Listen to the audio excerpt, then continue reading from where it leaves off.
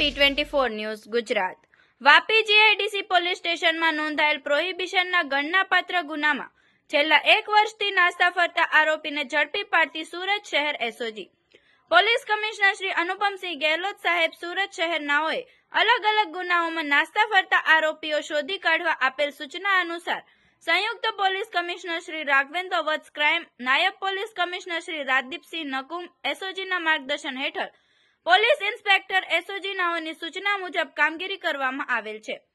સૂચના અંતર્ગત એસઓજીના ટીમના માણસો સુરત શહેર વિસ્તારમાં પેટ્રોલિંગમાં હતા તે દરમિયાન હેડ કોન્સ્ટેબલ જીતેન્દ્રસિંહ, પ્રવીણસિંહ તથા હેડ કોન્સ્ટેબલ હર્ષદભાઈ મંગળુભાઈ નાઓને મળેલ બાતમી આધારે ચોક બજાર વેડ રોડ રિલાયન્સ મોલની પાછળ આવેલ પોપડા પાસે જાહેરમાંથી આરોપી સત્યમસિંહ ભૂરતીસિંહ ચૌહાણને ઝડપી પાડવામાં આવેલ છે।